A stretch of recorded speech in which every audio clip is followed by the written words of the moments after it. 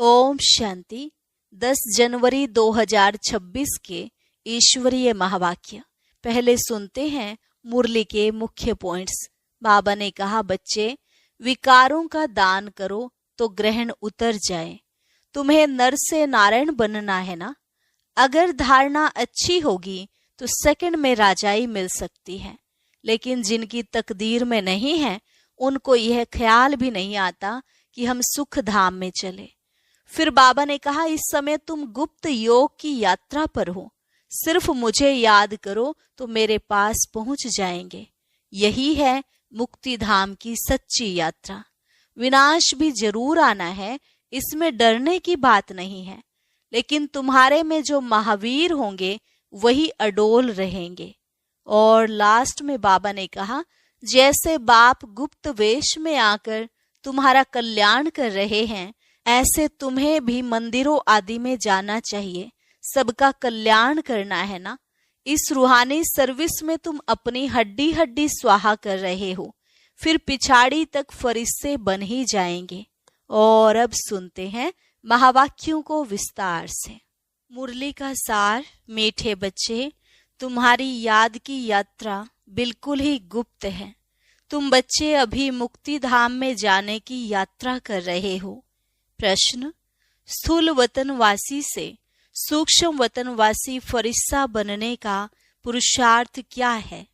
उत्तर, सूक्ष्म वतनवासी फरिश्ता बनना है तो रूहानी सर्विस में हड्डी हड्डी स्वाहा करो। बिना हड्डी स्वाहा किए फरिश्ता नहीं बन सकते, क्योंकि फरिश्ते बिगर हड्डी मांस के होते हैं। इस बेहद की सेवा में दधीची ऋषि की तरह हड्डी हड्डी लगानी है, तभी व्यक्त से अव्यक्त बनेंगे। गीत, धीरज धर मनवा धीरज धर, तेरे सुख के दिन आए कि आए। ओम शांति। बच्चों को इस गीत से इशारा मिला कि धीरज धरो। बच्चे जानते हैं हम श्रीमत पर पुरुषार्थ कर रहे हैं और जानते हैं कि हम इस गुप्त योग की यात्रा पर हैं। वह यात्रा अपने समय पर पूरी होनी है। मुख्य है ही यह यात्रा, जिसको तुम्हारे सिवाय और कोई भी नहीं जानते। यात्रा पर जाना है जरूर, और ले जाने वाला पंडा भी चाहिए। इसका नाम ही रखा हुआ है पांडव सेना। अब यात्रा पर हैं। सुल लड़ाई की कोई बात नहीं है। हर एक बात गुप्त है। यात्रा भी बड़ी गुप्त है।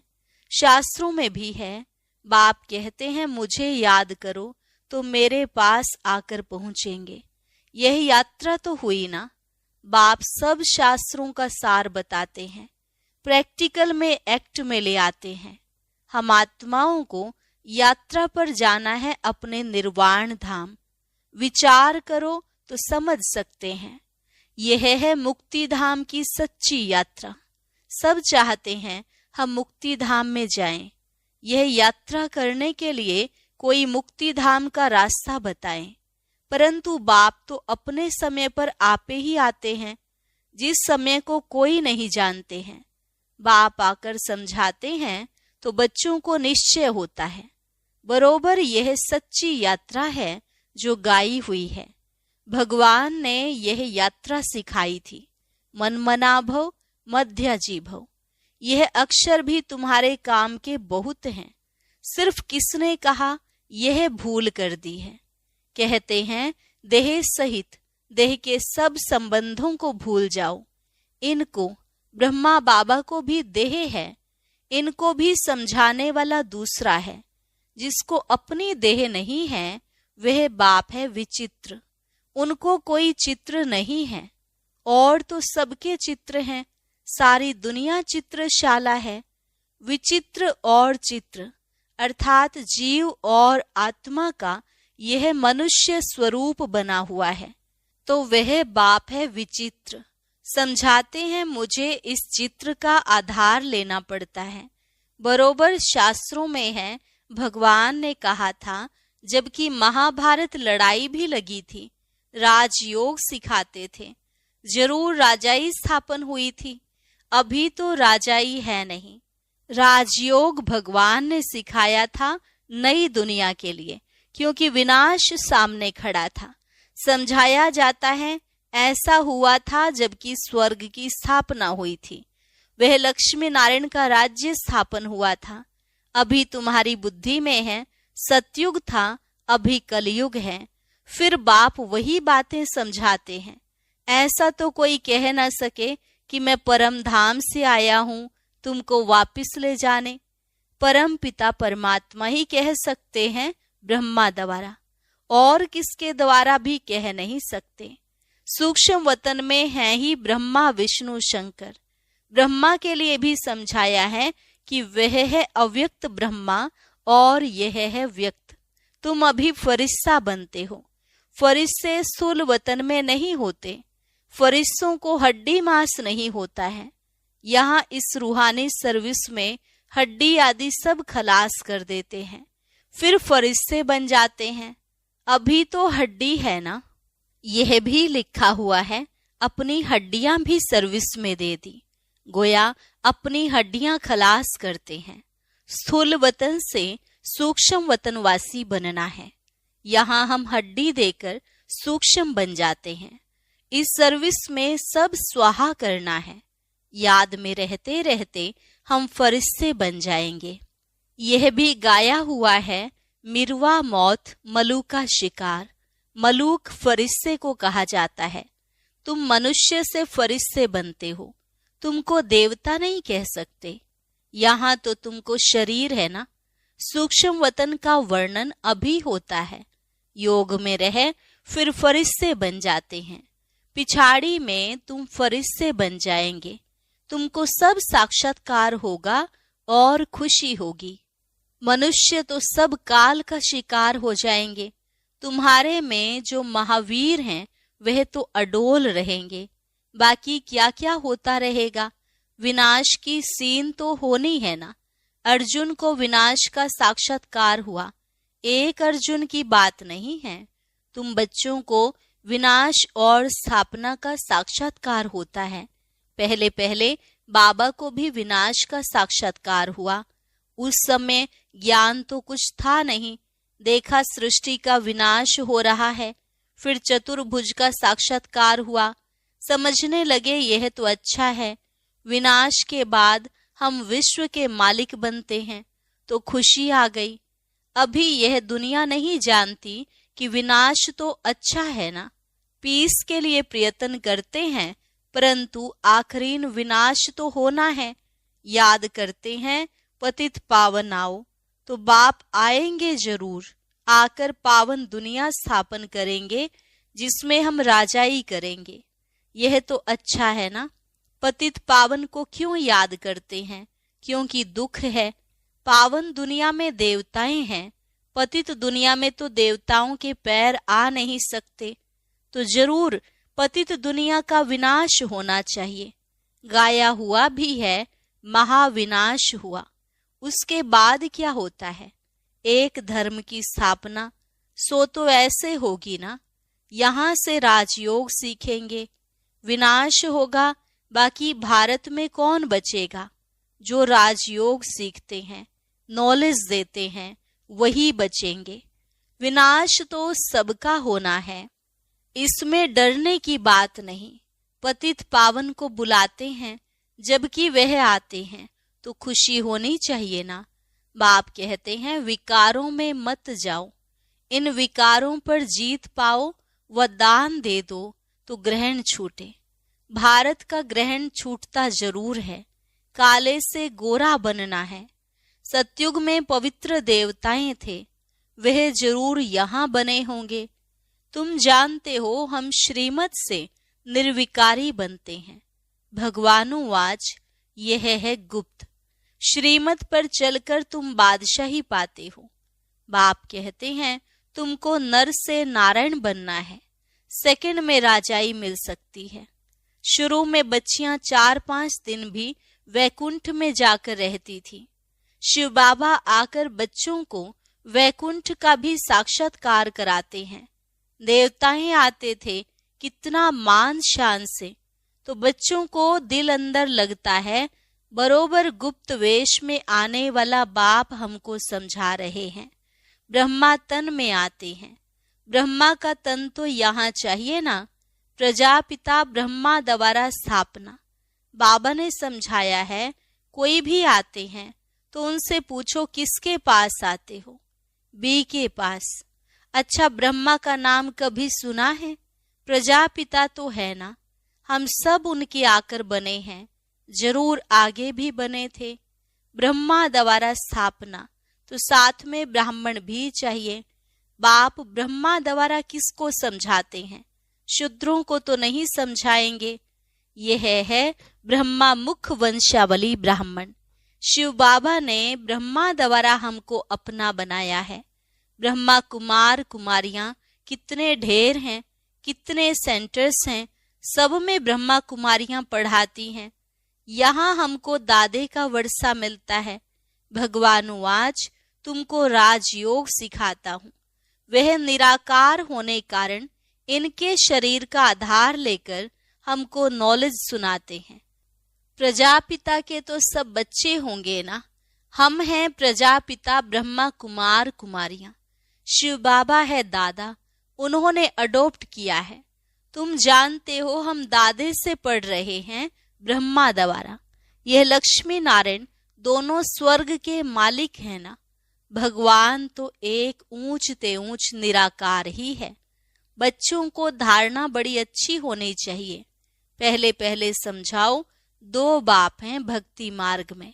स्वर्ग में है एक बाप। पारलौकिक बाप द्वारा बादशाही मिल गई, फिर याद क्यों करेंगे? दुख है ही नहीं जो याद करना पड़े। गाते हैं दुख हरता सुख करता, वह अभी की बात है। जो पास्ट हो जाता है उसका गायन होता है। महिमा है एक की। वह एक बाप ही आकर पतितों को पावन बनाते हैं। मनुष्य थोड़े ही समझते हैं, वह तो पास्ट की कथा बैठ लिखते हैं। तुम अभी समझते हो, बरोबर बाप ने राजयोग सिखाया जिससे बादशाही मिली, 84 का चक्र लगाया। अभी फिर हम पढ़ रहे हैं, फिर 21 जन्म राज्य करेंगे, ऐसा देवता बनेंगे। ऐसे कल्प पहले बने थे। समझते हो, हमने पूरे 84 जन्मों का चक्र लगाया। अब फिर सतयुग त्रेता में जाएंगे। तब तो बाप पूछते हैं, आगे कितनी बार मिले हो? यह प्रैक्टिकल बात है ना। नया भी कोई सुने तो समझेंगे 84 का चक्र तो जरूर है। जो पहले वाले होंगे उनका ही चक्र पूरा हुआ होगा। बुद्धि से काम लेना है। इस मकान में, इस ड्रेस में, बाबा हम आपसे अनेक बार मिलते हैं और मिलते रहेंगे। पतित से पावन, पावन से पतित होते ही आए हैं। कोई चीज सदैव नई ही रहे, यह तो हो नहीं सकता। पुरानी जरूर बनती है। हर चीज सतो रजो तमो में आती है। अभी तुम बच्चे जानते हो नई दुनिया आ रही है, उसको स्वर्ग कहा जाता है। यह है नर्क, वह है पावन दुनिया। बहुत पुकारते हैं, हे पतित पावन, हमको आकर पावन बनाओ, क्योंकि दुख जास्ती होता जाता है ना। परंतु यह समझते नहीं कि हम ही पूज्य थे, फिर पुजारी बने हैं। द्वापर में पुजारी बने, अनेक धर्म होते गए, बरोबर पतित से पावन, पावन से पतित होते आए हैं। भारत के ऊपर ही खेल है। तुम बच्चों को अब स्मृति आई है। अब तुम शिव जयंती मनाते हो, बाकी और कोई शिव को तो जानते ही नहीं है। हम जानते हैं, बरोबर हमको राजयोग सिखलाते हैं। ब्रह्मा द्वारा स्वर्ग की स्थापना हो रही है। जरूर जो योग सीखेंगे, स्थापना करेंगे, वही फिर राज्य भाग्य पाएंगे। हम कहते हैं, बरोबर हम कल्प कल्प बाप से यह राजयोग सीखे हैं। बाबा ने समझाया है, अभी यह 84 जन्मों का चक्र पूरा होता है, फिर नया चक्र लगाना है। चक्र को तो जानना चाहिए ना। भले यह चित्र ना हो तो भी तुम समझा सकते हो। यह तो बिल्कुल सहज बात है। बरोबर भारत स्वर्ग था, अब नरक है। सिर्फ वह लोग समझते हैं कलयुग अर्जुन बच्चा है, तुम कहते हो यह तो कलयुग का अंत है, चक्र पूरा होता है। बाप समझाते हैं मैं आता हूँ पतित दुनिया को पावन बनाने। तुम जानते हो हमको पावन दुनिया में जाना है। तुम मुक्ति, जीवन मुक्ति धाम, शांति धाम, सुख धाम और दुख धाम को भी समझते हो, परंतु तकदीर में नहीं है, तो फिर यह ख्याल नहीं करते कि क्यों न हम सुख धाम में जाएं। बरोबर हम आत्माओं का घर वह शांति धाम है। वहां आत्मा को ऑर्गन्स न होने कारण कुछ बोलती नहीं है। शांति वहां सबको मिलती है। सतयुग में है एक धर्म। यह अनादि अविनाशी वर्ल्ड ड्रामा है जो चक्र लगाता ही रहता है। आत्मा कभी विनाश नहीं होती है। शांति धाम में भी थोड़ा समय ठहरना ही पड़े। यह बहुत समझ की बातें हैं। कलयुग है दुख धाम। कितने अनेक धर्म हैं, कितना हंगामा है। जब बिल्कुल दुख धाम होता है तभी बाप आते हैं। दुख धाम के बाद है फुल सुख धाम।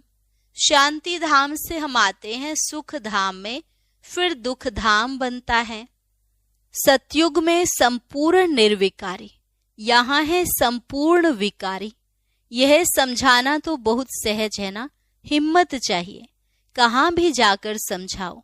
यह भी लिखा हुआ है, हनुमान सत्संग में पीछे जूतियों में जाकर बैठता था, तो महावीर जो होंगे वह कहाँ भी जाकर युक्ति से सुनेंगे, देखें क्या बोलते हैं। तुम ड्रेस बदलकर कहाँ भी जा सकते हो उनका कल्याण करने। बाबा भी गुप्त वेश में तुम्हारा कल्याण कर रहे हैं ना। मंदिरों में कहाँ भी निमंत्रण मिलता है तो जाकर समझाना है।